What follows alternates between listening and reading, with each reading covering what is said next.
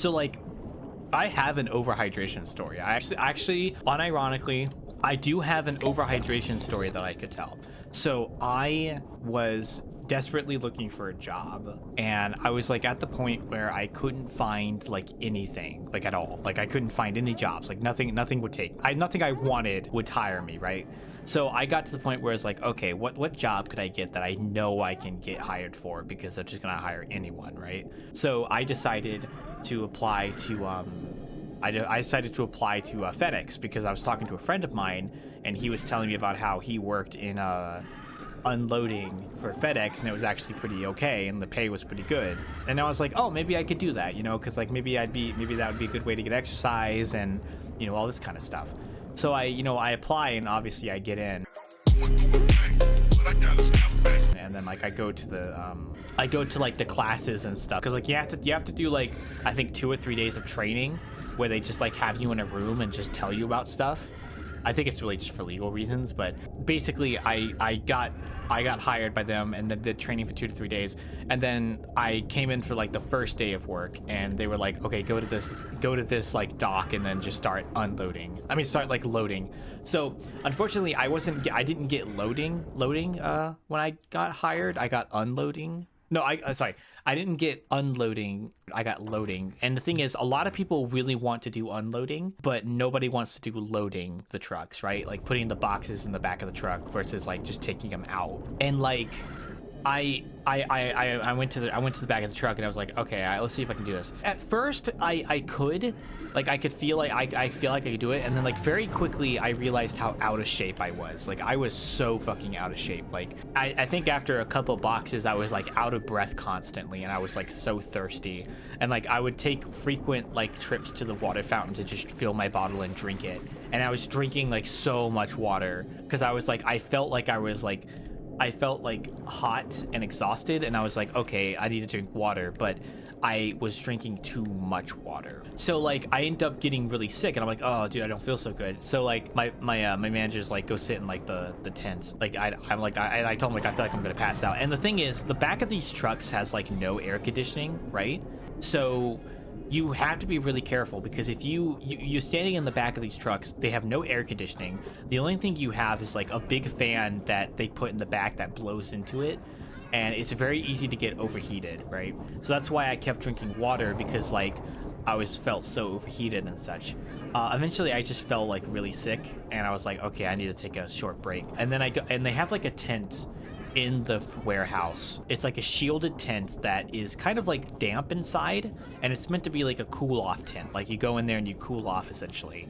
And like I went in there, and I like, oh my gosh, I had drunken so much water that I threw up, and I threw up water into a trash can. Like I remember specifically like looking, and I was like, that's just water. Like not even vomit, it's just water.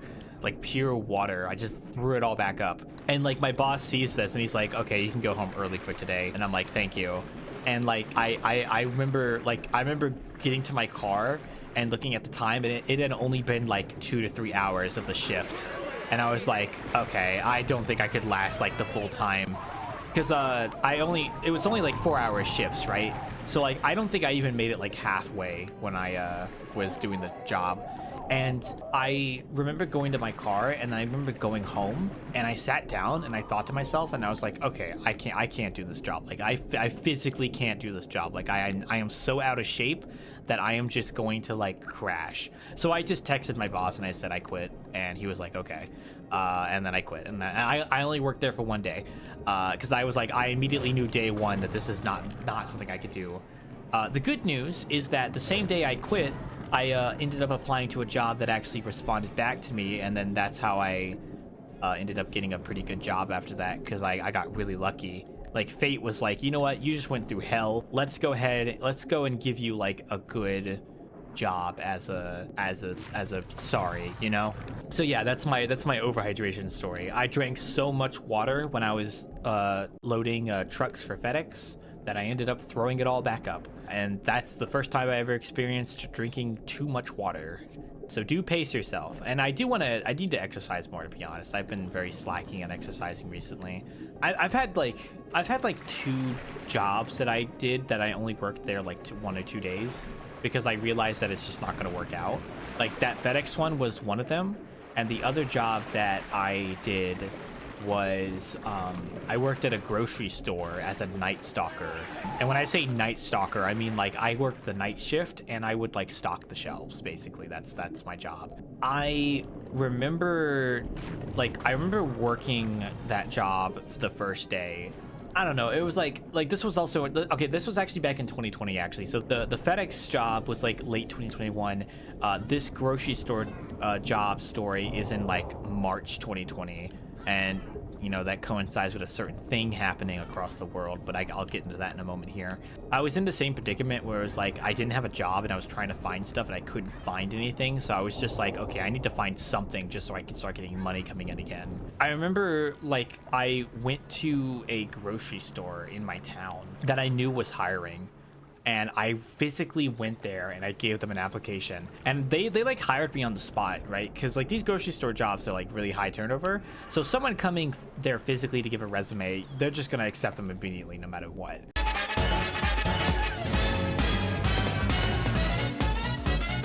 And like I worked there for 2 days, and I quit for a pretty good reason. I'll tell you what it is in a moment here. First off, night shift sucks, by the way. Any respect, I have mad respect for anybody that can work the night shift, right? Like I just can't do it. It's like a little too much for me, because then I feel like my whole day is just gone, right? This was a night shift job, and I think at the time I rationalized it. I was like, okay, I can manage this. And I know the days that I work and I know the times, and it's like, okay, I can probably like manage this.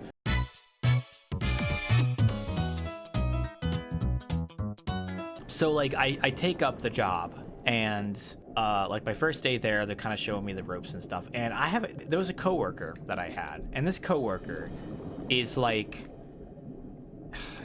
I don't want to say he was on the spectrum.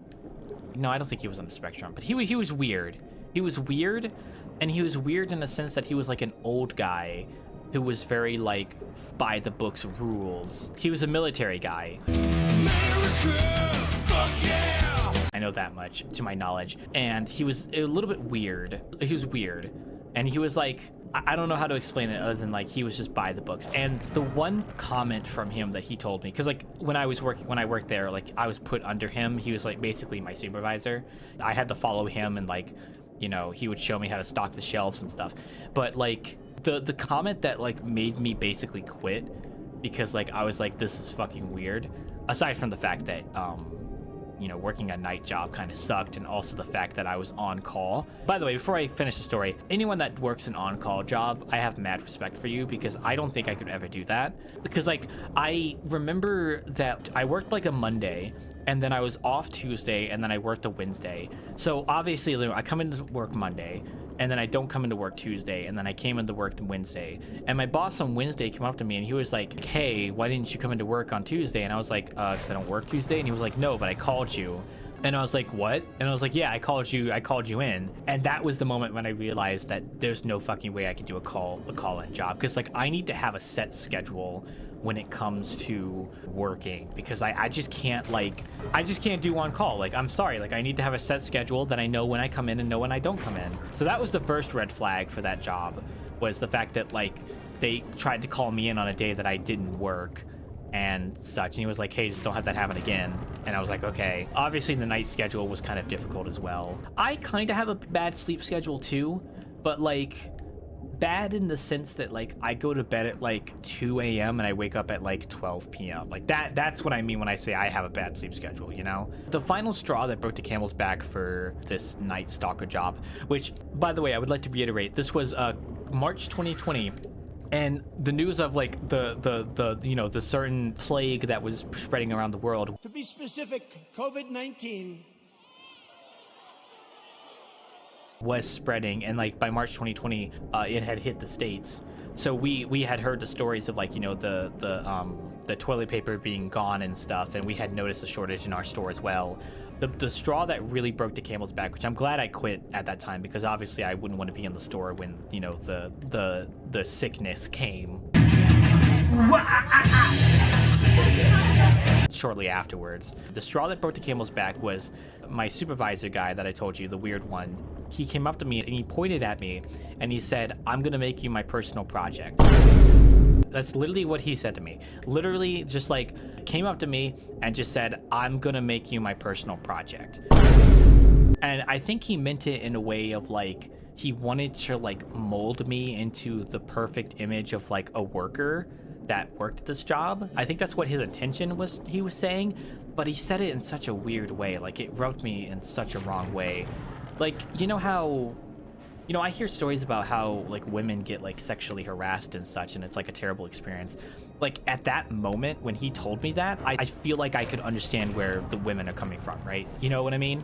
I felt it was such a fucking weird thing to say, right? Like, why would you say that to someone? The you know, the next day I have off work and I'm like, I'm sitting at home and I'm like, you know what? I don't think I want this job anymore. Because aside from like that comment, and also the fact that they had a shifting schedule, and also the fact that, you know, the virus was currently spreading across the world and like basically had hit the States at this point, I decided to quit. So I actually went to the store on my off day. I went up to the manager and I was like, I quit. And I just told her I quit, and then like I signed like paperwork that said I quit, and then I was done. And that's why I quit my night stalker job, because yeah. The modern Black Plague. Yeah, no, ironically, like I literally quit that job like mid-March. So I just missed the plague hitting the States, because April 1st, 2020 was the day that my state went on lockdown. Like you know, like going on lockdown, like, oh, don't leave your house kind of thing. So like I just missed like the worst of it, you know?